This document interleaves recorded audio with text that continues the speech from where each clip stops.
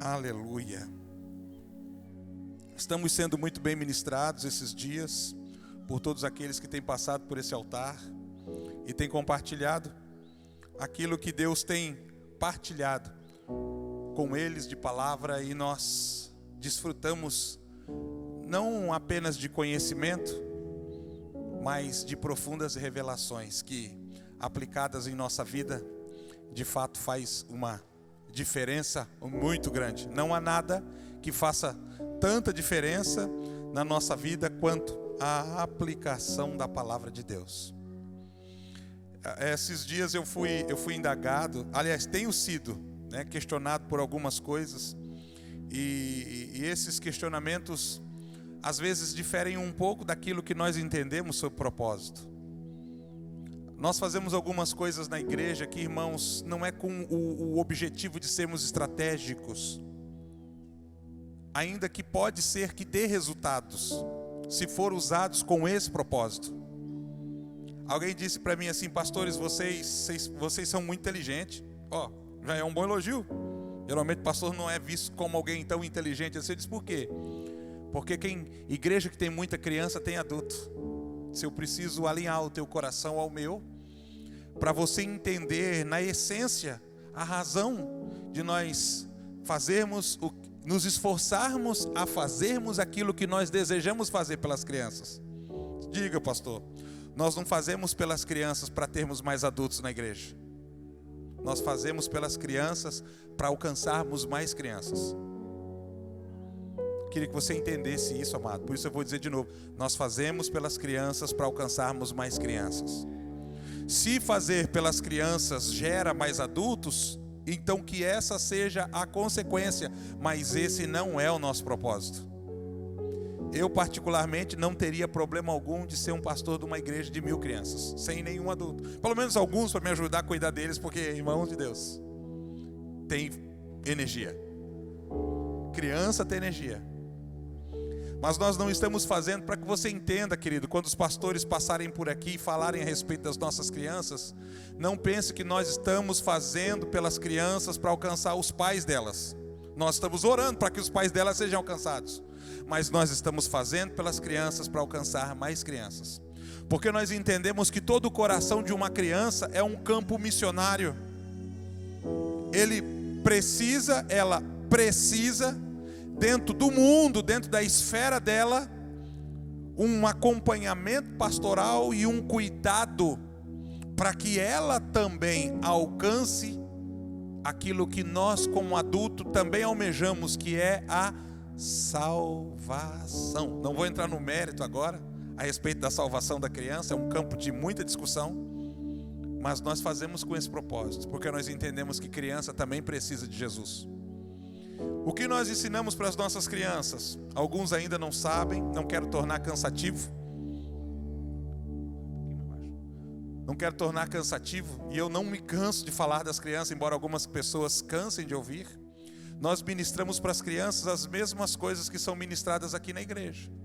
Nós temos pessoas aqui espalhadas pela igreja que esboçam, anotam a mensagem que é pregada, independente de quem pregou. Pode ser o pastor, pode ser os irmãos. E eles preparam uma mensagem para as crianças, uma pregação para as crianças, dentro desse aspecto, para que os pais e os filhos recebam a mesma palavra. E o que difere? É só a forma que é falado. Isso nós vemos fazendo há muito tempo. Esse é o nosso material didático, por isso nós não temos revista. Alguém pergunta: pastor, como é que vocês dão aula sem ter revista? Nós temos a Bíblia. Não desprezo nenhum material didático. Existe muito material bom. Mas Deus, para nossa igreja, não é o método mais eficiente que existe. Para nossa igreja, para nós, funcionou assim. E desta forma, Deus vem abençoando. Nós sempre alinhamos isso com uma líder, agora a missionária Lana. Alinhamos isso para que ela também alinhe isso com os professores. Porque de fato nós entendemos que é muito importante mesmo. Aos sábados nós continuamos servindo aqui na igreja café para elas. Esse sábado eu tive uma experiência incrível com Deus. incrível com Deus. Não quero que ninguém se sinta ofendido pelo que eu vou falar. Nós temos pessoas aqui que estão comprometidas, irmão, até o tutano. Tem irmão aqui que está comprometido assim com isso que está acontecendo de uma forma muito, muito grande. Mas sábado eu coloquei a mão no bolso, não tinha praticamente dinheiro para comprar o café delas. Tinha, mas não tinha praticamente o dinheiro. Sabe quando você tem, mas fala assim, vai tudo? E tudo era pouco. A palavra de oferta já foi tirada, então você não vai entender como alguém que está pedindo dinheiro, porque não é o que eu estou fazendo. Eu estou contando o que aconteceu. Eu peguei um canto daquele e disse assim, olha, eu não vou comer pão, eu não vou comer o pão. Porque uma criança precisa. Não é que as crianças daqui passam fome, gente, pelo amor de Deus. É algo do nosso coração apenas servir dessa maneira. Eu peguei um canto assim, disse, Senhor, chorei, disse, Senhor, não deixa faltar o café para as nossas crianças. Não deixa faltar o café para as nossas crianças. Aí quando eu estava falando com Jesus, o pastor Edson me liga, irmão. Toda vez que o pastor Edson me liga, as notícias são muito boas. Oh, glória! Quando eu vi assim, PR, Edson, homem de Deus, fala que o teu servo ouve. Pastor, estou chegando aí com mais alguém, e esse outro alguém acabou de ofertar uma geladeira para a igreja. Eu estava orando só pelo pão, pastor Edson. Era só pelo pão. Deus naquele momento falou no meu coração assim, quer que eu fale mais alguma coisa ou tá bom isso? Obrigado, Jesus. Por que nós fazemos isso? Porque nós entendemos, amados, na essência, quando Jesus diz assim, deixai vir a mim as criancinhas, sabe o que Jesus estava dizendo mesmo? Tragam a mim as crianças. É um dever de toda a igreja. Tragam a mim, isso é uma ordem. Na ocasião, elas estavam impedidas de chegar até Jesus. Quando Jesus diz isso, é aquele rebuliço todo ali, fala sobre a purificação do templo, os cambistas tomaram conta do ambiente de adoração, e aquilo que era para ser oferecido a Deus de forma voluntária, só acontecia por dinheiro, por barganha.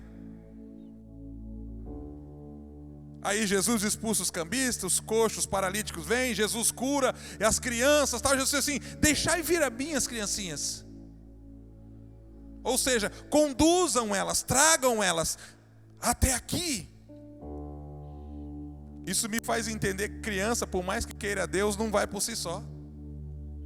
Tem que ter alguém, irmão, que tenha compromisso, responsabilidade, entendimento e maturidade que conduza elas até Cristo. Por mais que elas queiram, sem a orientação dos adultos, elas não conseguem chegar lá. A questão é quem se compromete dessa forma?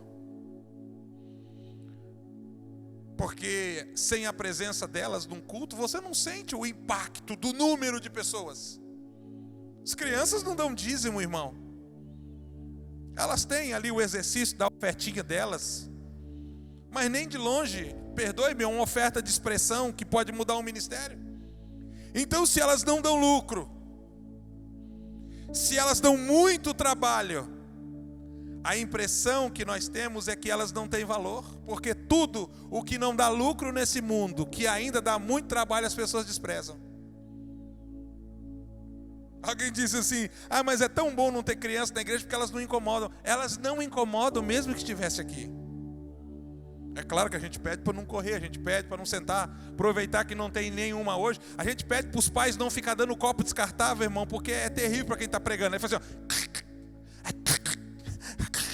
né? A gente pede, não dá. Sempre tem um diácono aí ungido que vai até o pai com uma balinha e troca o copo descartável por uma balinha. Melhor coisa, isso eu aprendi com alguém.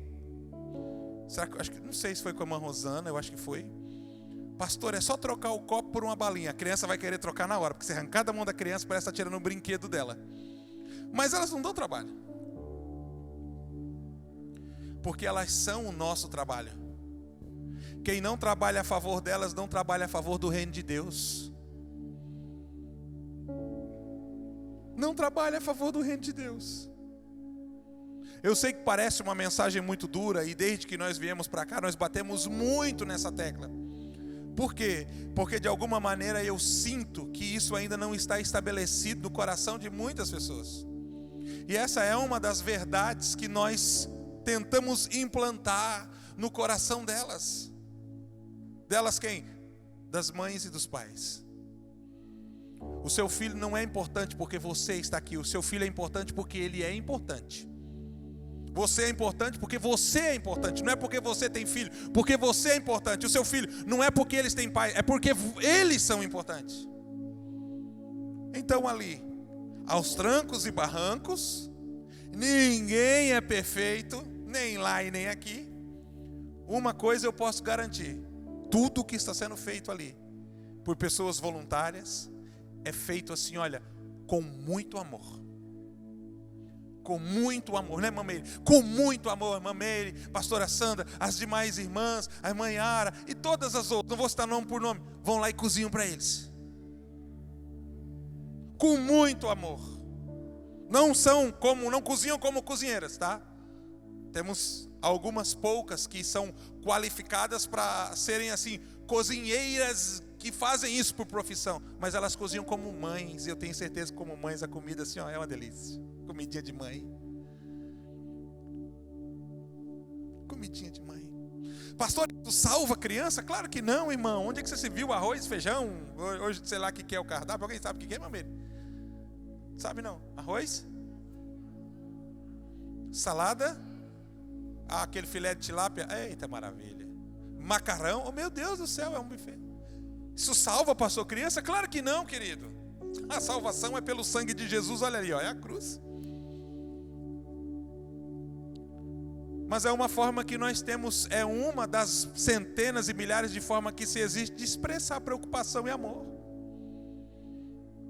Poderia começar a pregar em relação a esta questão da expressão do amor. Irmão, Deus desce do céu para abraçar alguém? Alguém tem essa experiência assim, de forma visível? Deus desce do céu para abraçar alguém? Deus desce do céu para falar assim, eu te amo. Mas Deus não deixa de amar. O amor de Deus é real, mesmo não abraçando e não falando. Como que as pessoas conseguem, então, ter a convicção quanto ao amor de Deus? Através de você. Mas isso é uma dura missão. Porque convencer as pessoas de que elas são amadas por Deus através de nós vai implicar que nós sejamos atentos quanto às nossas atitudes, porque nós como crente podemos estar passando a informação contrária. Por isso que eu não quero ser crente. Já ouviu isso, irmão? É terrível. Por isso que eu não quero ser crente. Se for para ser crente como você, eu não quero ser crente. Ai meu Deus do céu. Tomara que você não tenha ouvido isso, porque algumas vezes, infelizmente, eu já ouvi. Por isso que eu não vou para a tua igreja. Um dia eu perguntei, uma criança contou para mim assim, pastor, não leva mal que eu vou te falar? Não, pode falar. Meu pai e minha mãe falam mal do senhor o tempo todo. Criança, irmão, tá bom. Queridos, não mudou nada a minha vida. Mas mudou no coração da criança, porque daqui a pouco ela não estava mais gostando de vir para a igreja.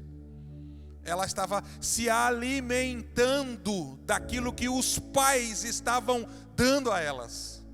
E a informação que estava sendo gerada: não precisa ser crente, não precisa ir para a igreja, não precisa ouvir a palavra, não precisa de Jesus. As pessoas vão entender que Deus as ama através de nós, amados.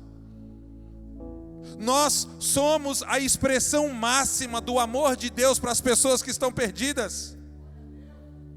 Somos nós, quando amamos, quando abraçamos, quando acolhemos, quando aconselhamos, quando acompanhamos, quando nos preocupamos. Mesmo não tendo todas as condições, porque muitas vezes eu sou solicitado por coisas das quais eu não posso. Eu não posso. Eu faço o que eu posso. E quando eu faço o que eu posso, a minha parte naquela situação me isentou. Por quê? Porque eu não sou Deus, mas eu faço o que eu posso. Às vezes tudo que eu posso é dizer assim, ó, eu vou orar por você. Às vezes, dependendo do dia, dependendo da ocasião, dependendo da situação. Porque é uma falsa impressão de que pastor é rico, né? Se nós tivermos alguns aqui, irmãos, não são os integrados. Tenho certeza disso, né, pastor Edson? Né, pastor André? Se tivermos alguns pastores ricos aqui, não são os integrados.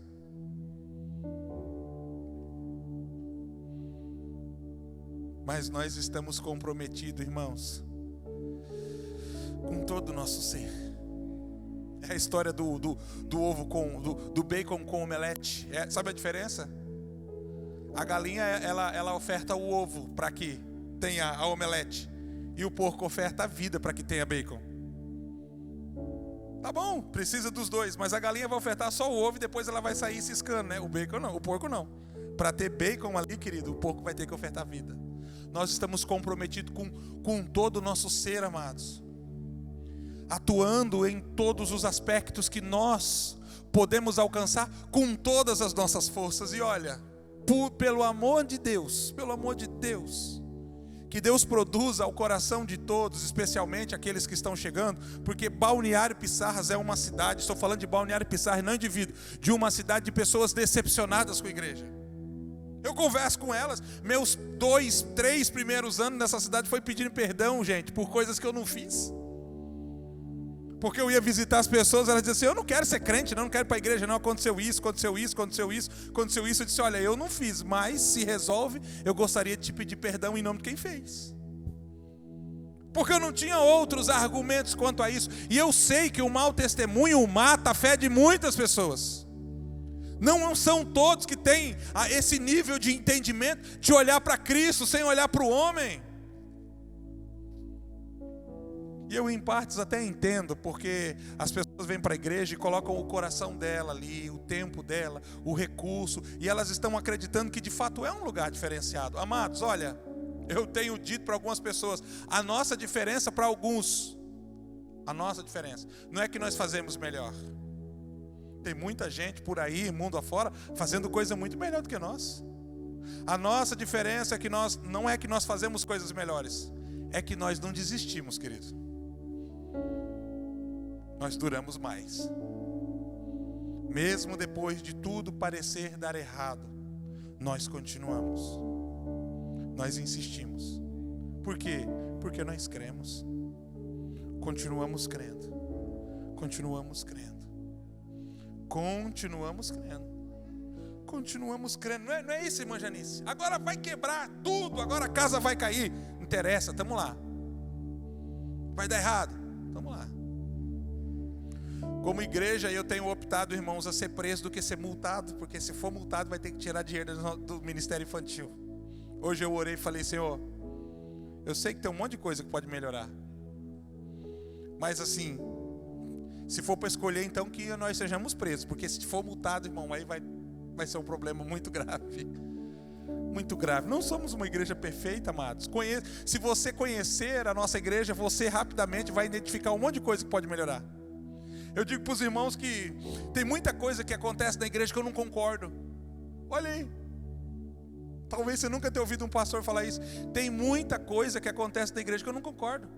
Agora, você acha que eu preciso concordar com tudo? A igreja não é minha. Ela não é minha. Eu não sou dono dela. Sei lá, uma hora dessa eu vou embora. E a igreja permanece, continua. Vou embora ou para outro lugar ou para lá de Bagdá. Mas vou. Pastor, ela não é perfeita? Claro que não. Claro que não.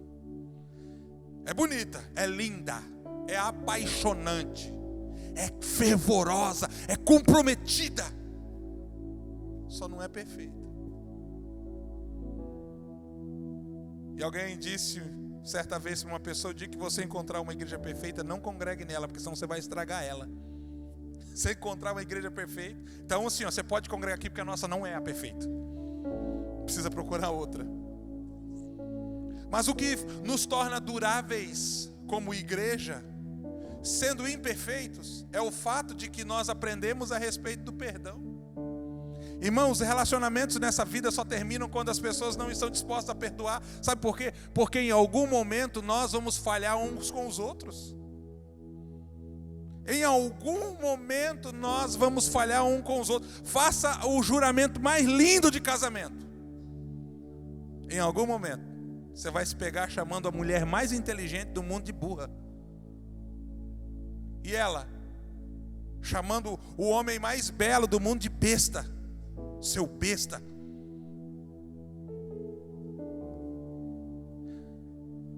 As palavras mais leves, às vezes no meio da discussão, são o uso dos objetos.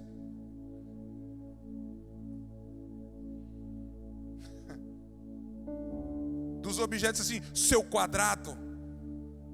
Ah, irmãos, chamar eu de quadrado, eu chamo de redondo. Eu não sei qual que é pior. É redondo. Nós não somos a igreja perfeita. Eu poderia contar para você dezenas de falhas que nós cometemos. Eu, irmão de Deus, eu disse para a igreja, eu tenho dito, eu acho muito engraçado quando alguém me confunde, irmão, com Jesus. Eu sou barbudo assim, irmão, mas olha, nem de longe, tá? Ó. Não tem prego, não tem furo aqui. Aí alguém, esses dias, encostou do meu lado e disse assim: isso aqui é o pastor Everton. Eu já gostei do tom da voz. Isso aqui é o pastor Everton. Pastor da MFA, da cidade de Balneário Pissarras. Sabe quando você desconfia? Homem de Deus. Servo do Senhor. Até aí foi verdade. Penso um homem ungido. Já fiquei assim. De oração. Consagração. Rapaz de Deus. Fui adjetivando assim e disse assim, ó: nem pecado esse homem tem. Eu já olhei e falei: para, pelo amor de Deus, porque você já está mentindo. Não mente não, que é feio. Quem vai acreditar, irmão, quando tu tem pecado? Não, irmão, tem que ser muito ingênuo. Pergunta para minha esposa se eu sou santo. Sou, amor. Não, fica quieto aí, então. Você me acabou de mentir. Brincadeira. Eu disse: irmão, pelo amor de Deus, para com isso que você está falando, você está exagerando. Verdade. O que nos torna duráveis é a nossa capacidade de perdoar um ao outro. Em algum momento, irmão, mesmo pregando belas palavras, eu posso falar besteira aqui. Eu posso. Apesar de que a internet, os internautas não perdoam os pregadores quando falam bobagem, né? Quando fala coisa boa. Às vezes eu falava com um pastor que perdeu uma parte da igreja, aconselhava ele, uma equipe fantástica. Infelizmente saiu. E depois que essa equipe saiu, gente, assim, ó, saiu 10, Deus trouxe 80 quase pessoas para a igreja. Eu disse: o problema é que as pessoas fazem só as contas dos que saem, não dos que vêm, né? Podia falar assim: saiu 10, veio 80, então assim, está com saldo positivo a mais de 70. Mas enxergar, irmão, o copo, a parte do copo vazia, a parte do copo cheia, é tão difícil, queridos, é tão difícil. Lidar com isso é um grande desafio. Estou falando tudo isso em resumo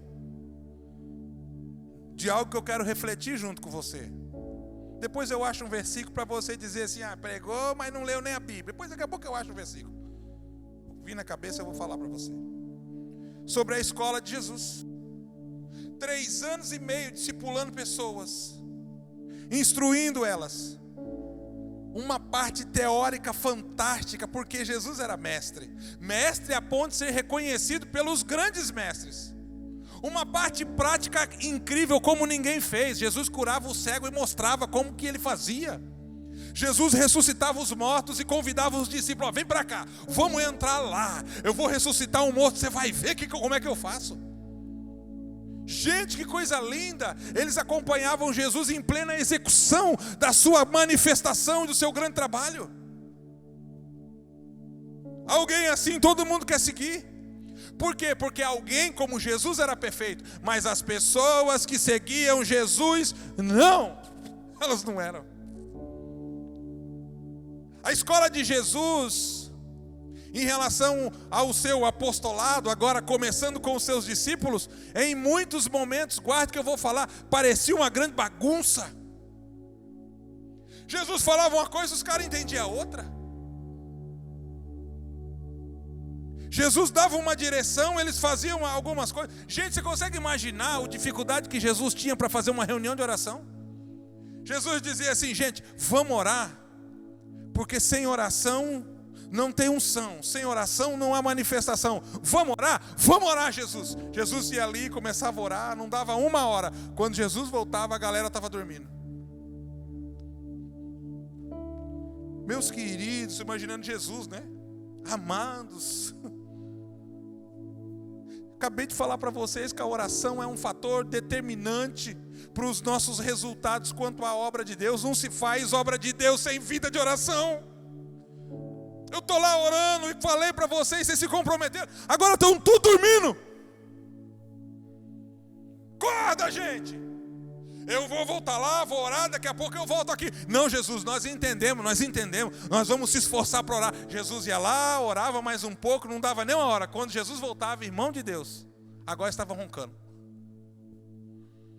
Consegue imaginar a dificuldade que Jesus teve? Não foi para lidar com 200 pessoas, amado, foi para lidar com 12. Claro que houve um dia, diz a Bíblia, que assim, a escola de Jesus cresceu tanto que Jesus chegou a ter 120 discípulos. Olha isso. 120 homens seguindo-os por todos os lugares, por todos os caminhos. Aí um dia Jesus falou assim: ó, hoje eu vou falar um pouquinho mais duro. Deixa eu descer lá embaixo, porque isso aqui é bom demais. Vou falar um pouquinho mais duro hoje, eu vou testar essa cambada aí, vou ver como é que eles estão. Vou ver como que eles reagem a uma correção. Porque assim, olha, quem trabalha com discipulado sabe que você não pode corrigir muito duro antes de testar a pessoa com uma correção mais branda. Se ela ficar ríspida, se ela uriçar, se ela ficar na defensiva, se ela tiver dificuldade de reconhecimento, você para por ali. E você sabe que é até ali que você pode se relacionar. Porque se você forçar demais, irmão, espana, estraga. Aí Jesus naquele dia falou: não, hoje a giripoca vai piar. Hoje a giripoca vai piar. Hoje diz um Mato Grosso, hoje eu vou chamar na chincha. O catarinense fala: não, é o catarinense, né? Como é que é aquela frase, pastora Bárbara? Vou dar com os pés hoje. Vou dar com os dois pés, né? Vou dar com os dois pés hoje. Quero ver quem fica. Aí Jesus começa, gente, a ensinar de uma forma mais dura, a exortar, a corrigir, a falar de forma brava, a falar de forma séria. De 120, a congregação de Jesus fica com 70. Já baixou 50 ali. Opa! Jesus de novo faz uma reunião e dá mais um segundo sermão. Dos 70, agora nós temos 12. Você não diria assim, olhando humanamente falando, porque se a gente acha que os números falam, você não diria que ele teria fracassado?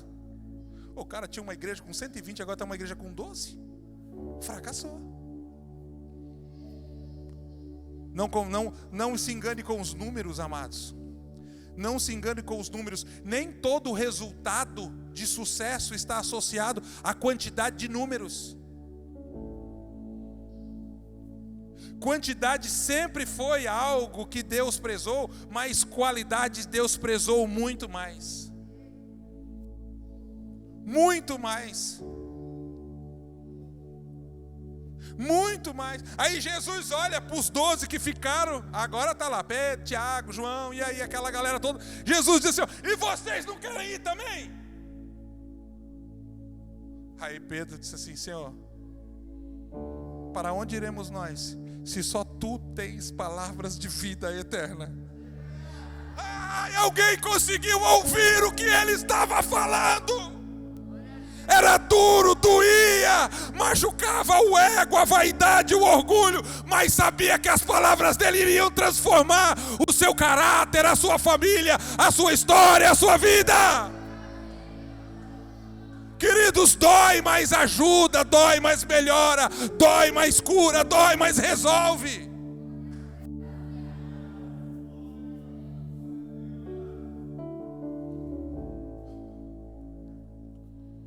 Tem gente, irmão, que anda de um lado para o outro procurando só consolo. Ai, gente, consolo é bom. Ah, tudo bem, a gente fica abatido, todo mundo sofre, dói. A vida é assim, de vez em quando você quer alguém que te trate assim, com essa forma mais caliente de ser. Mas assim, olha, não muda, consolo não muda. Te estabelece aonde você precisa, mas não te leva para frente. Não muda a sua história. Não te impulsiona, não te leva para o centro da vontade de Deus, não te coloca no teu chamado. Quando Deus quer trazer alguém para a presença dEle, quando Deus quer dar moldes para uma casa, para um homem, para uma mulher, para um chamado, Ele sai do consolo, Ele vai para o confronto. Não é pessoal quando Deus coloca o dedo na ferida, quando Deus aponta as suas deficiências, quando Deus fala das suas falhas. Não é pessoal, amados. Não é uma manifestação de ódio, de raiva, de aborrecimento, de indignação. É um desejo do coração de Deus de que você experimente Ele ao máximo daquilo que é possível. É Ele, através do Espírito Santo, querendo te levar a uma obra incrível. Querendo te levar ao máximo daquilo que você pode como ser humano. Mas será que você tem esse coração que aceita essa correção?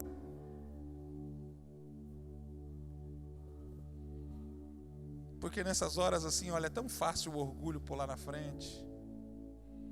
É tão fácil a gente se autopreservar, né?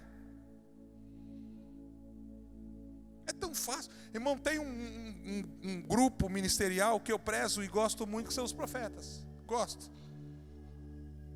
Mas só quem é que não gosta de profeta aí, irmão? Pelo amor de Deus. Oh, são uma bênção. O que eu só acho que as pessoas destoam é quando elas procuram os profetas. É quando os profetas tiram vantagem do dom que Deus deu e começam a vender profecia. Gente, uma vez eu cheguei num lugar bem próximo daqui, não vou dar o nome não, mas é ali, pro lado de Balneário Camboriú ali. O profeta botou uma placa assim, ó: profecia R$5. Não, irmãos, é para a gente sentir nojo. Aí tem os profetas de Deus sério que são desmoralizados por causa dessas pessoas. Gente que vai para oração, gente que vive no joelho no chão, gente que vive e fala a Deus, gente que Deus usa a boca para falar, fica desmoralizado por causa desses infelizes. Não é que você não pode ofertar na vida de um profeta. Ei, querido, eu tenho esse costume. Quando eu recebo uma profecia que é de Deus, irmão, eu oferto na hora, reconhecendo a unção que está na vida daquela pessoa. Ah, pastor, vou profetizar na tua vida. Se for de Deus,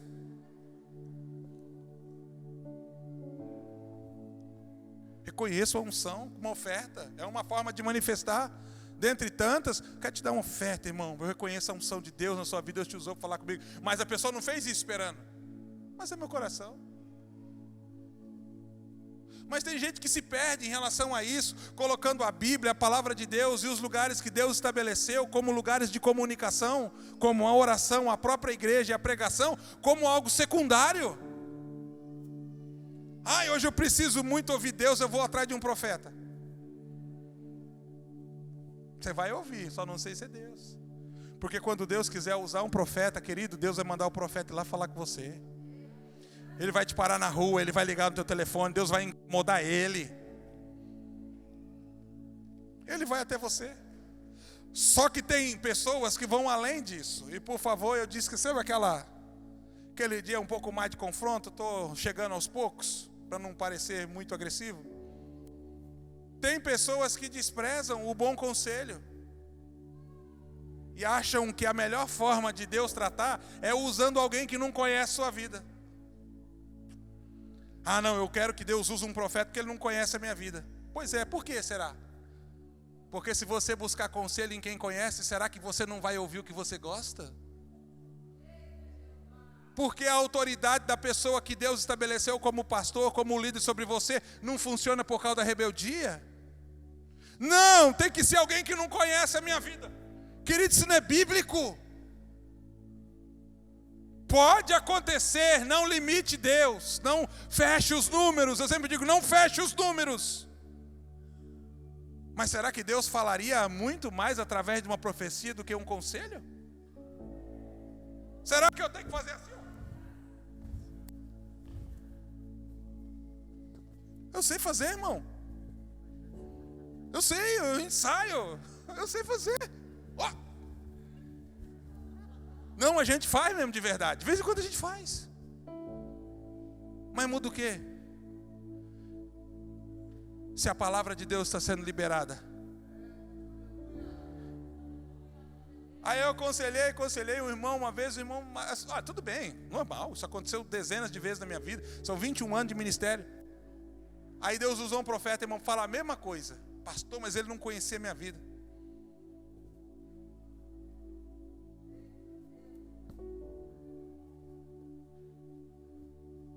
Deus quer nos levar a esse lugar de maturidade, amados. Para nós crescermos e sairmos do nível de criança esperança. Meninos na inocência, mas no que diz maturidades, maduros na fé, para cuidar dos meninos que Deus está trazendo.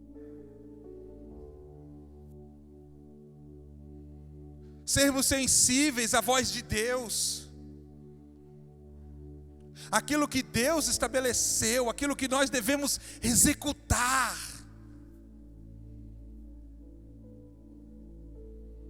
Para que de fato nós possamos desfrutar daquilo que o Senhor disse que faria. E olha, Ele fará. Dependendo como nós vamos nos portar a sua palavra, Ele fará. Ele fará. Fará dos homens melhores. Eu fico tão feliz quando eu escuto isso das irmãs. Um dia uma irmã disse para mim assim: pastor, meu marido devia andar mais com o senhor para ele ser um homem diferente. Eu acho que ela falava isso para que o marido se ofendesse com essa palavra. Nunca diga isso. Nunca diga isso. Nunca diga isso. O coração do homem é algo que a mulher não conhece. Não é só o homem que não conhece a mulher não, irmão. O manual da mulher é assim, né? Desse tamanho, né? O manual para você entender uma mulher é desse tamanho. Do homem só tem uma folha, mas não tem nada escrito. Queria que o meu marido andasse com o senhor para ele ser um marido diferente. Eu disse, não, irmã, não ia mudar muito não. A irmã devia andar mais com a minha esposa, para a irmã ser uma mulher diferente.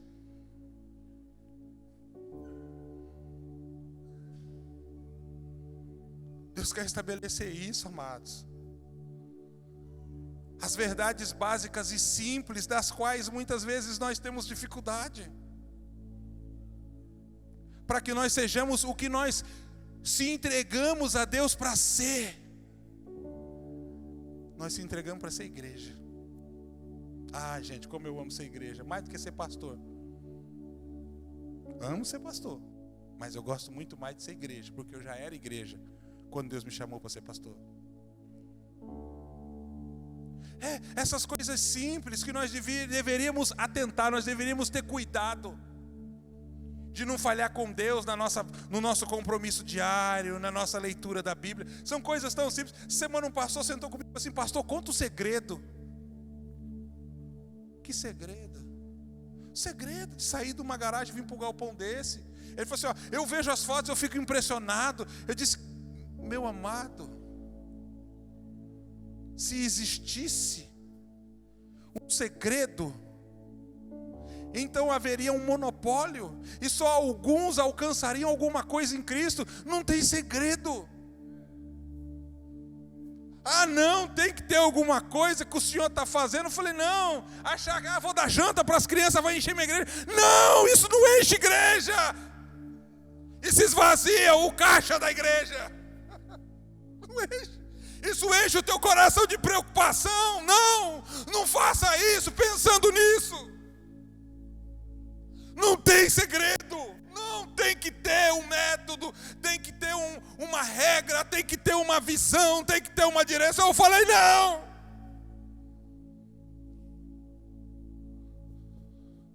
Falei, o que eu vou te falar não é segredo. O problema é que você não vai gostar, porque se você gostasse, você estaria fazendo. Eu vou te falar, mas o que eu vou te falar não é segredo. O problema é que você não vai gostar de ouvir, porque se você gostasse do que eu vou falar, você estaria fazendo. O que é, pastor? É oração, meu amado. É jejum. É leitura da Bíblia. É acordar pelas madrugadas. Irmão, olha, funciona, amado. Você nunca experimentou? Bota o teu celular para despertar na sala. Porque você botar no teu criado mudo, você desliga que você nem vê. Falei, funciona. Você tem um quarto, você tem uma Bíblia, você tem um lugar de oração. Funciona. Deus se move através da vida daqueles que buscam a sua face. Através da vida daqueles que buscam a sua presença. Aí um dia alguém disse assim, mas eu não consigo amar as pessoas. Eu falei, eu te ensino. Eu te ensino. O que eu vou te ensinar faz com que você ame qualquer pessoa. Tem alguém que você deveria estar amando e não consegue? Eu vou te ensinar a aproveitar. Aqui. Você vai orar por ela. Como se você estivesse orando por você. A oração traz o coração de Deus e de alguma forma nos leva ao coração daquela pessoa. E você odeia ela, você começa a orar, fala, Senhor, eu odeio, Senhor, aquela mulher que vem com aquele sapato bonito na igreja. Eu odeio, Senhor, aquela pessoa tão parece exibida. Essa semana, alguns dias atrás, uma pessoa veio me pedir perdão porque disse que eu pareço uma pessoa exibida. Eu disse, tem certeza que é eu mesmo? Eu pareço exibido. Às vezes eu me comportei de uma forma que eu achei até estranho falar isso. Parece exibido.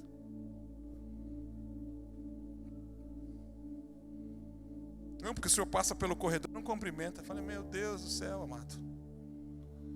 Ai, meu Deus do céu, eu estou que nem a irmã Rosana. Ela está lá na cozinha. A irmã Rosana é uma mulher de foco. Se ela sair de lá para pegar água, ela vai vir direto, irmão, olhando na bombom, não vai nem olhar nada, ela vem assim, ó. Você fala, pai do senhor, irmã Rosana, ela fala assim, pegar água, pegar água, pegar água, pegar água, pegar água. Oi, irmã Rosana, tudo bem? Já peguei água, peguei água. Porque ela saiu de lá com o destino. Às vezes a gente está assim, irmão, que serve na igreja, você passa pelos corredores, passa os lagos, está cuidando do som. Às vezes você recebe um abraço muito longo e o microfone está microfonando. Você está ali abraçado com o irmão, tentando assim, mexer na mesa ali para desmicrofonar. Aí você aperta o botão da máquina de fumaça, o baterista já está assim, ó. Não, esses dias eu fiquei bravo com os meninos. Na hora que eu virei para trás para falar para eles ligar a máquina de fumaça, na hora que eu virei para a igreja aqui, eu dei uma baforada de máquina de fumaça. Eu falei, pô, o pessoal vai achar que eu estou fumando. Uma baforada, ainda bem que o líquido é garantido. A garantia que nós temos é que não é tóxico. Não é tóxico. Espero. Que ninguém fique viciado na máquina de fumaça, né? É pouco chega ali, tá um deitado no chão e a máquina de fumaça na cara, assim, né?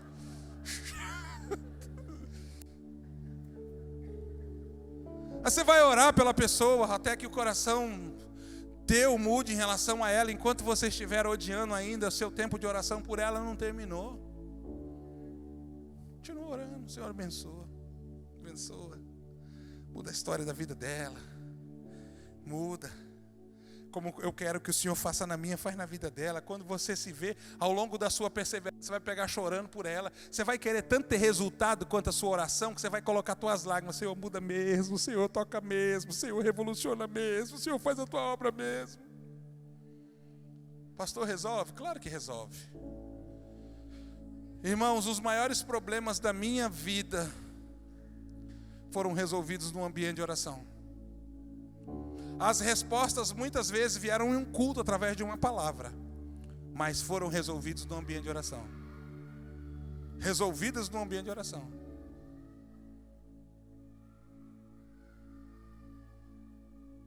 No ambiente de oração.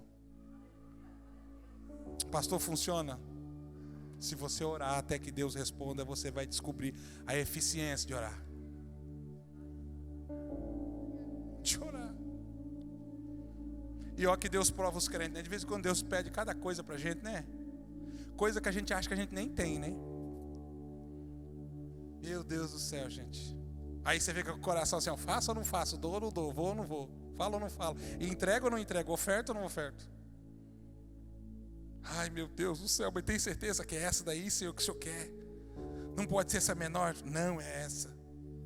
Senhor, se eu der, Essa aí eu vou ficar sem nada. Eu falei assim, então que bom, você vai fazer que nem eu. Dei o meu único filho. Deus não deu só Jesus, irmão. Deus deu o seu único. A pastora Bárbara leu. Único. Quando ele entregou Jesus, ele ficou sem ninguém. Deus entregou o seu tudo. Não é a sua metade. O seu quase tudo. Ele não ficou com a sua reserva. Ele entregou tudo. Não sobrou nada. Nada. E a prova de que isso funciona é porque você conhece muito bem Jesus. Por causa disso você está aqui essa noite. Você está aqui exatamente por causa disso. Ai, como funciona. Só que ainda assim nós somos dúbios, nós somos incrédulos, nós somos vacilantes. E embora você já tenha ofertado essa noite, deixa eu te falar sobre isso, já que eu toquei no assunto. É a sua expressão máxima de dependência de Deus. Quando você não oferta, você não só está desobedecendo, ou quando você não dizima principalmente, você não só está desobedecendo, você está declarando que você não depende de Deus. Só quem depende de Deus faz isso. Aí esses dias alguém disse assim, pastor, já dizimei 2 vezes, não tive resultado. Eu falei, ainda não. Uma coisa é dizimar, outra coisa é ser dizimista. Você vai ter que fazer isso muitas vezes, até você se tornar um dizimista. E ainda assim, dizimando, corre-se o risco de algumas coisas acontecerem como acontece com todos nós. Mas a garantia das quais nós alcançamos através disso não acontece de outras formas. Entende isso, meu amado? Entende meu coração quando eu falo com você? Entende? Pastor, eu não dou porque eu não tenho. Essa frase você conhece? Não, você não tem porque você não dá. Não há como colher sem plantar. Não existe isso. A semente sai da tua mão e o fruto da mão de Deus. Só que não existe fruto, semente, é semente e fruto. Um dia eu estava evangelizando lá no Mato Grosso do Sul e havia uma senhora, já não sei se é viva, ela devia ter 80 e poucos anos naquela época. A senhora católica mais famosa da cidade, ela era recordista de leitura da Bíblia. Centenas de vezes ela leu a Bíblia, quase 100 vezes de joelho, Miriam. Comprovadamente quase 100 vezes, desde menina, ela dobrava o joelho e começava a ler a Bíblia. Aí um dia eu tô lá, eu conhecia ela, a filha dela ia na igreja, tinha se convertido, mas ela não, era aquela beata mesmo, daquelas pessoas que são católica, apostólica, romana, roxa, com orgulho. Aí um dia eu tô lá no mercadinho, lá no Mato Grosso do Sul, naquela cidadezinha de 13 mil habitantes, cidade de primeira, gente, botou a segunda, acabou a cidade. Quente. Lá o comércio abre 6 horas da manhã e fecha às 4, 5 horas da tarde, porque o sol toma conta mesmo. 8 horas da noite lá é dia. Sol de estralar mamona. Aí eu tô lá no mercadinho, daqui a pouco chegou a vozinha lá, famosa. Baita de um crucifixo com uma lagartixa no meio pendurada. Que não é meu Cristo de jeito nenhum, gente. Entrou e uau, né? Todo mundo em cima dela, é um sucesso. Aí ela foi pro corredor e eu já fui atrás. Senhor, me dá uma palavra, Senhor, eu quero falar de Jesus para ela. Senhor, me dá uma palavra. Irmão, eu tava orando por ela fazia dia. Eu falei, uma hora dessa eu vou pegar essa vozinha aí. Me dá uma palavra, Senhor. Dá uma palavra. Sai do corredor, vai para o outro, sai do corredor, vai para o outro. Aonde que ela parou? Bem aonde tem os ovos. Aí ela abriu. Não sei se a maioria faz isso. Lá em casa a gente disfarçadamente faz. Dá uma abridinha na bandeja. Vê se não tem quebrado. Se tiver um ovo pequeno ainda troca, Lucas. Bota o pequeno para os outros, pega o grande para nós. Isso aqui é de codorna no meio dos ovos de galinha. Aí ela começou ali a dar uma olhada nos ovos e tal. Aí eu parei bem do lado dela assim, ó. Puxei o fôlego, né? E disse para ela, a senhora está diante do maior dilema da humanidade. Olhou para mim assim. E qual o dilema? O dilema de que primeiro veio o ovo ou a galinha? O ovo ou a galinha? Ela disse assim, pois não é que desde criança eu escuto essa história, até hoje ninguém respondeu? Eu disse, pois a senhora está diante do homem que tem a resposta. Eu sei. Sério, moço? Eu disse, sim, sério, está na Bíblia. Ele disse, não está, porque eu já li 180 e poucas vezes a Bíblia. Eu sabia, né? Acho que foi mais ou menos isso. Eu falei, não, está na Bíblia, sim, senhora. Eu só li uma vez e eu vi lá. Eu li algumas vezes, estou brincando. Eu vi lá, está lá na Bíblia, lá quando Deus criou. Está na Bíblia, tá. Pois você tem que falar para mim.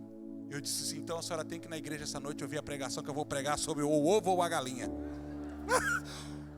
Meu Deus, pois a mulher não foi no culto, homem, para saber se era o ovo, se era a galinha. À noite, faltava 15 minutos para começar o culto, estava lá a irmã Mariazinha, que era filha, o nome dela era Mariazinha, não sei se era Maria, não sei, o nós chamava ela de irmã Mariazinha. A irmã Mariazinha estava lá com a mãe dela. A senhora sentou e ficou assim, ó. Depois que o pastor falar, se foi o ovo, se foi a galinha, eu vou levantar e fui embora. Falar só na hora do apelo. Final do culto, quando eu estiver despedindo o povo, eu conto.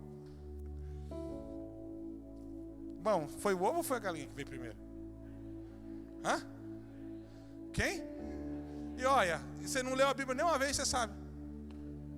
É claro que foi a galinha. O ovo é consequência daquilo quando o Senhor disse assim, ó, crescer e multiplicar, hein?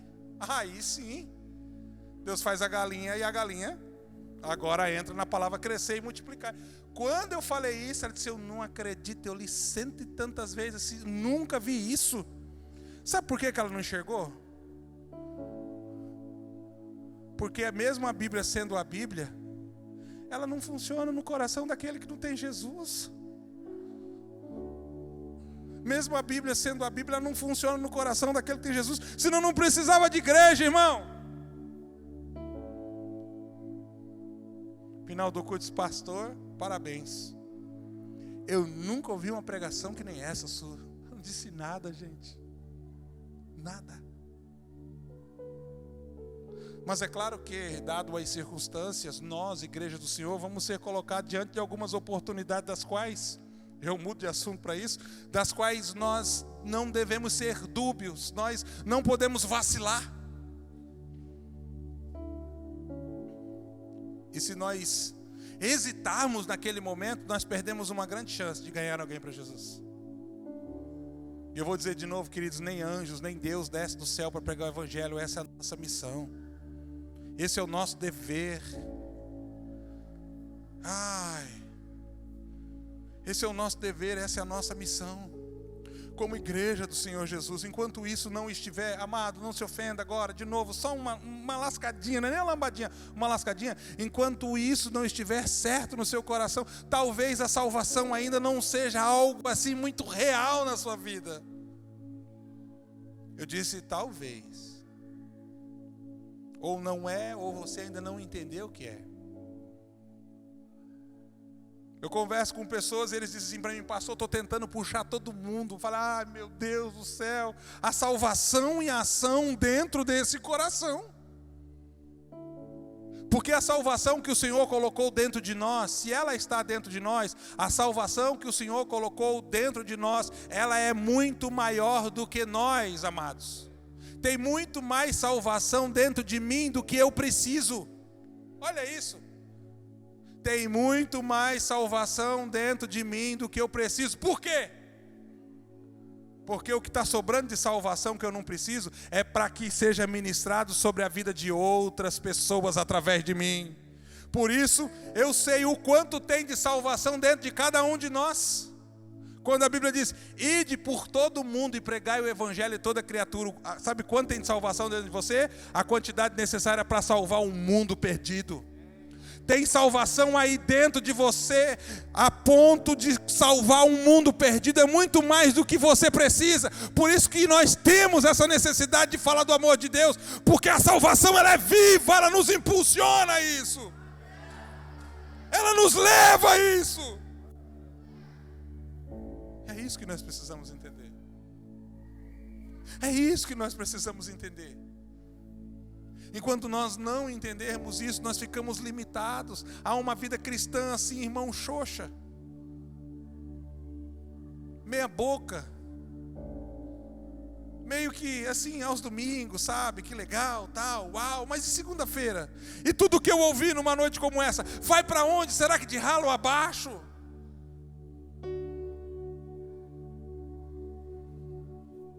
Por dezenas de vezes eu disse para a igreja, nós já vamos orar daqui a pouco, o porquê que algumas pessoas nos procuram contando seus problemas. Aí você está quebrado, desculpa a expressão, você está passando por uma crise financeira, temporária. Deixa o quebrado para lá. Mas você não tem dinheiro nem para... Naquele dia não. Aí alguém vem e fala para você assim, ó, estou passando por uma crise financeira, estou quebrado. Gente, você está enfrentando crise financeira e a pessoa te procura para te falar que está enfrentando crise financeira. Será que ela viu em você assim, ó, uma capacidade sobrenatural, administrativa, de onde você coloca a mão prospera, por isso ela está falando para você? Será que ela viu em você assim, ó, uma pessoa que tem um grau tão elevado de formação nessa área que você vai dar uma palavra para ela e vai mudar a vida dela? Será que ela viu em você assim, ó, eu estou diante de um milionário, um homem rico, uma mulher rica, e se eu falar para ela, ela vai pagar minhas contas, vai dar dinheiro para sobrar? Não. Mas por que ela falou para você? Aí você está lá, às vezes com dor, olha, você está com dor, enfrentando aí as madrugadas, a fila do SUS, para conseguir consulta, esperando aí sair a senha da tua cirurgia. Aí vem uma pessoa e diz assim, nossa, eu estou com uma dor tão terrível no coração, uma pontada aqui. Será que ela está falando isso para você porque ela acha que você fez uma especialização na medicina e você é cardiologista? Será que ela acha que você tem consultório? Será que ela acha que você tem conhecimento prático para medicar? Aí vamos mais um. Você está lá no teu casamento, aquele dia você brigou com teu esposo, está aquela semana inteira assim, na resistência, de eu preciso consertar, mas não consertei. Eu não devia ter dormido brigado, mas eu dormi. Está lá. Aí vem uma amiga tua e diz assim, menina, Deus nem te contou, estou brigada com meu marido, estou arrasado. Será que ela está te falando isso porque ela acha que você é o maior exemplo do mundo de casamento?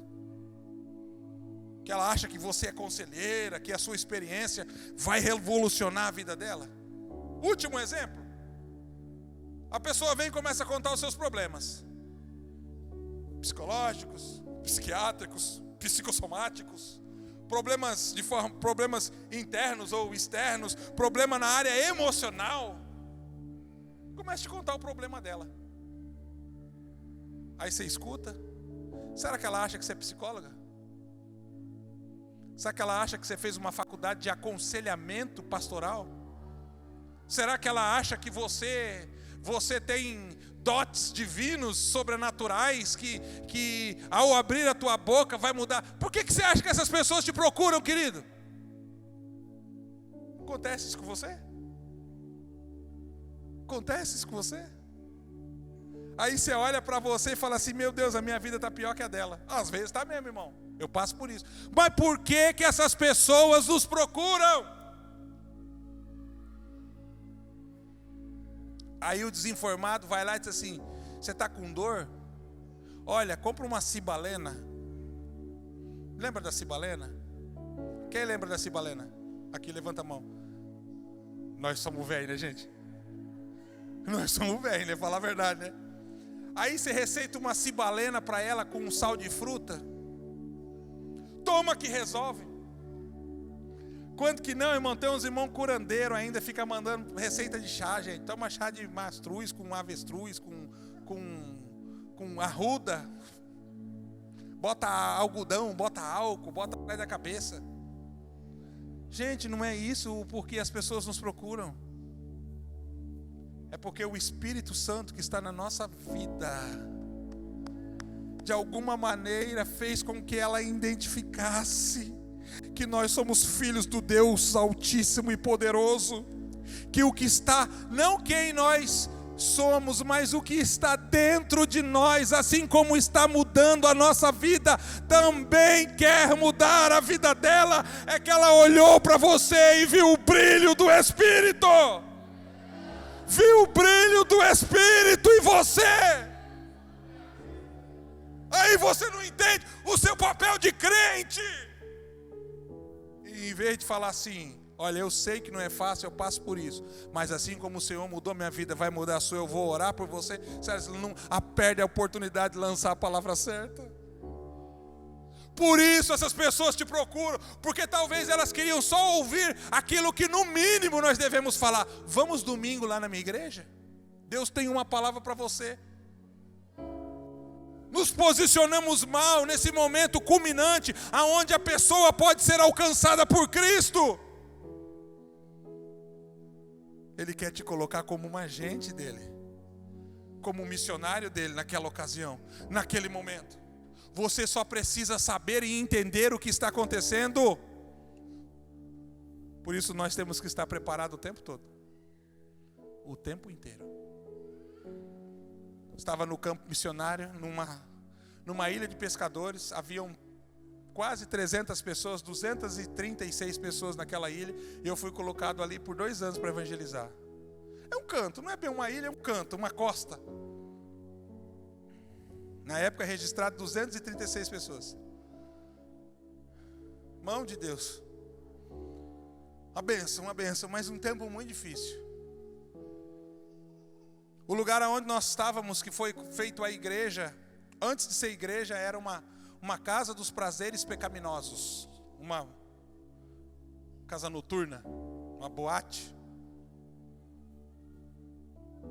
Não era urbana nem rural, mas literalmente era uma zona. Abrimos uma igreja ali. Começamos como missionários e eu sempre orando. O que mais me indignava, Val, o que mais me indignava. Se eu for Val, porque ele vai entender porque eu vou falar isso. O que mais me indignava, que havia uma pessoa que morava de parede e meia com a igreja e não vinha para a igreja. Estou falando porque o Val é o chefe da... Não? É a Josi que manda? É você que manda, Josi? Eu pensei que era o Val. O patrimônio, o Val mora aqui do ladinho, aqui, ó. É o crente que mora mais perto da igreja. Parede de meia, gente, assim, ó. Aqui era o púlpito. E aqui para lá de parede de cá era a casa da pessoa. Irmão, cada culto poderoso, gente. Culto daquele assim, ó. Não era a gente que plantava bananeira, missionária Canal. Eram os anjos que plantavam bananeira no meio daquele culto. Tem culto que a gente planta bananeira, tanto poder. Não, lá eram os anjos que plantavam. Tinha anjo que plantava bananeira no meio do culto assim, ele saltava, pulava, gritava, os anjos plantavam bananeira. Mas a pessoa não vinha para a igreja. Eu falei, meu Deus, como é que pode? Tanto poder de Deus e não atravessa essa bendita, essa parede e pega essa família do lado de lá. Eu falei, eu vou começar a orar.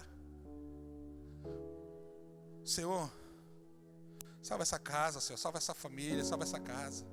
Irmão, tinha dia que a gente começava o culto do poder do lado de cá e eles começavam a brigar do lado de lá. E a gente tinha que falar mais alto aqui para os irmãos não ouvir a briga do lado de lá. E aí, salva, Senhor, essa família, salva, Senhor, essa casa, salva esse povo. Sabe quando a oração vai meses adentro e eu tentava de todas as maneiras chegar perto assim, e era bom de se esquivar. Você chega assim, a pessoa faz assim, ó, e sai. Puxava assunto, falava, bom dia. A pessoa não respondia. Nunca brigaram por causa do barulho da igreja. Mas não dava bola, nunca foram. Um dia eu estou lá com meus joelhos dobrados, era na parte da tarde. Eu me lembro assim, eu estava orando especificamente, Senhor, salva, Senhor, pessoas nesse lugar atrás. Eu escutei aí a mãe gritando, gente, pelo amor de Deus, lá do lado da igreja. Gente, pelo amor de Deus, corre, gente, corre, porque estamos perdendo humano. O mano era o rapaz, filho mais velho. Eu tenho uns 19 anos na época. Estamos perdendo o humano. Eu levantei naquela hora no impulso e corri lá para fora para ver. Quando eu cheguei lá para fora para ver, estava a família e mais algumas pessoas reunidas assim numa roda assim, ó, e o menino no meio se estribuchando. Se batia, convulsionava. Eu disse, minha senhora, o que aconteceu? Ela disse, meu filho tem problema com drogas. Ele passou a noite inteira cheirando cocaína e ele está tendo uma overdose. Não é a primeira vez que acontece, mas dessa vez, assim, olha, nunca aconteceu tão forte desse jeito. Ele não volta, ele... Eu disse para ela assim, dá licença que eu tenho experiência. Aquela mulher olhou para mim de cima e embaixo assim, ó. Eu não sei o que ela pensou, eu imagino ela pensando, será que ele tem um curso de primeiros socorros? Eu não sabia. Eu imagino, será que ele é enfermeiro, ele é médico e abdicou da profissão para estar aí gritando o tempo todo que nem maluco? Isso dá licença que eu tenho experiência. No meu coração eu dizia assim, eu tenho experiência com Deus. Eu tenho experiência com Deus, eu conheço o Deus que eu sirvo. Eu já vi ele levantar paralíticos da cadeira, eu já vi ele curar cegos, eu já vi o meu Deus ressuscitar mortos, eu já vi, isso aconteceu, eu vi, dá licença que eu tenho experiência.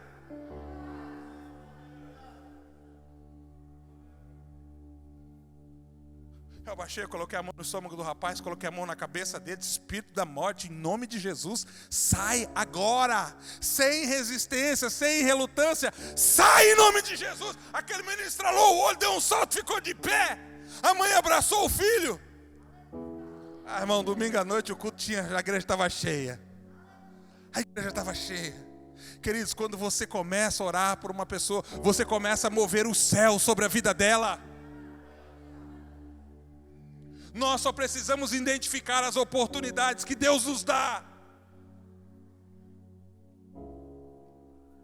E se você não souber fluir nessas oportunidades, você vai deixar de experimentar, ou melhor, de ter uma grande experiência com Deus. Nesse mesmo lugar, ainda me lembro, do lado da igreja, tinha um riozinho, um córrego, irmão. Já contei essa experiência para os irmãos. Lá na outra igreja, um córrego. Vale, se você já ouviu, querida, tapa os ouvidos agora. Tinha um córregozinho assim, rasinho assim. E eu aquele dia estava muito desocupado, não tinha o que fazer, fui dar mau testemunho. Peguei uma varinha dessa de caniço, de bambu, um nylon, um anzolzinho na ponta. Peguei uma minhoquinha e coloquei lá dentro, que tinha uns peixinhos assim, ó, aquelas coisinhas assim, ó, um anzolzinho pequeno. Tô lá, brincando assim, ó. Aí. Eu não tinha muita coisa para fazer, gente. Tinha 230 e poucas pessoas naquele lugar. Eu tinha entregado folheto casa por casa. Ficava orando. Tô lá. E era um campo aberto onde ficava a igreja. E tinha várias casinhas assim, ó. Eu tô aqui. Quando eu olhei assim, eu vi um monte de gente assim, ó, com uma cara na janela ou na porta dando risada de mim. Na hora voltei e falei, meu Deus, o que eu estou fazendo aqui? Bendita brincadeira, Senhor. Está todo mundo dando risada. Eu estou aqui brincando, eles acham que eu estou achando que aqui tem peixe. Um riozinho assim, irmão. Eles acham que eu estou achando, tudo tem, dando risada, gente. Uma olhar para a cara da outra, assim, eu dava risada. Sabe, na minha cabeça é como se assim, ó, tá vendo? Por isso que eu vou nessa igreja, o povo daí é maluco mesmo. Ai, mas eu virei a cara e fiz oração, falei, Senhor, eu sei que isso aqui não tem peixe, mas bota um peixe aqui agora, para mim não sair envergonhado. Irmão, eu recorri à última instância no mundo espiritual que existe. Sabe qual que é a última instância?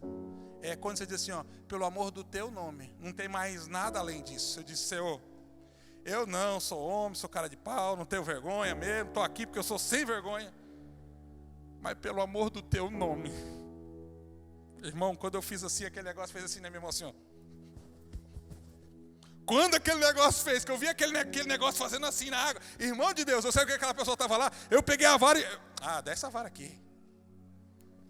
Que aquele negócio puxou aqui, ó. Quando puxou, eu já levantei aquela vara e já fiz assim, ó.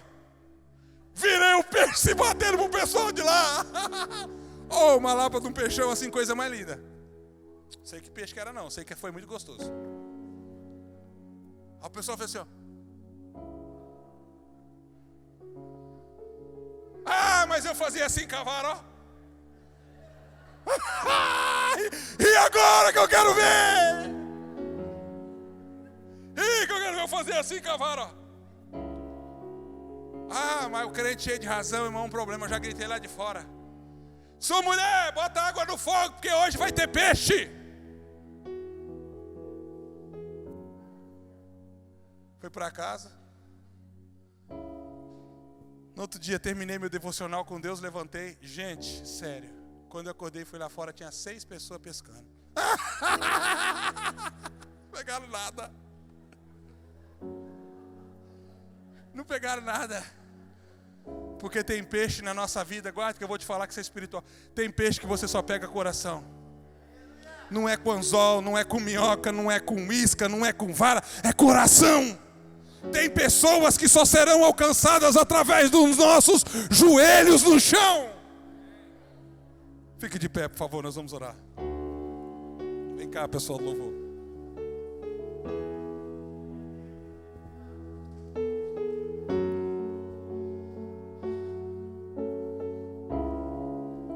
Algumas coisas não acontecem através de nós porque nós estamos indisponíveis. Isso eu tenho a criança para apresentar, obrigado. Algumas coisas não acontecem através de nós porque nós estamos indisponíveis para sermos usados por Deus. E se você não permitir com que Deus te use, você não conhecerá Ele na sua máxima. Porque mais do que te dar as coisas, Deus quer fazer de você alguém a quem Ele pode usar.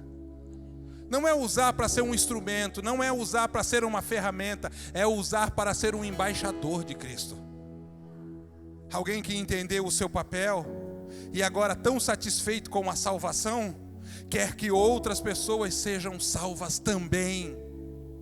Mais do que uma igreja boa, nós precisamos falar do amor de Deus para as pessoas. Mas elas não saberão que são amadas até que nós abramos a nossa boca. Nós temos ferramentas incríveis, nós temos o WhatsApp, nós temos Facebook, nós temos Instagram, nós temos aí uma gama de aplicativos de rede social, mas algumas pessoas simplesmente, destilam lixo. Gastam o seu precioso tempo propagando aquilo que, ao invés de fazer com que o nome do Senhor seja glorificado, faça com que as pessoas acabam sendo melhor que não descubram que são crentes. Deus te chamou para você ser um agente, amado.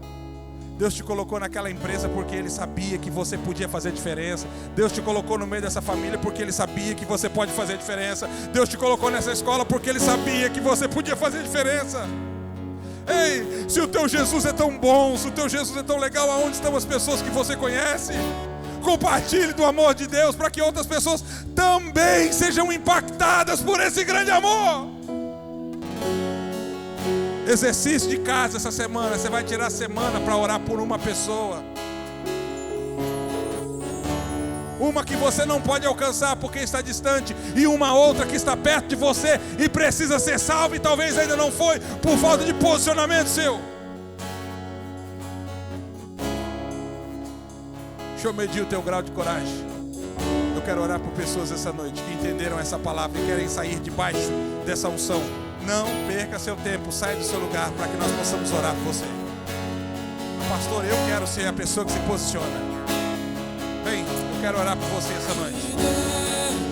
Pra fora, vem queimar em mim de Deus. Nós ainda temos 20 minutos de culto, não se preocupe. Até me consumir de dentro pra fora.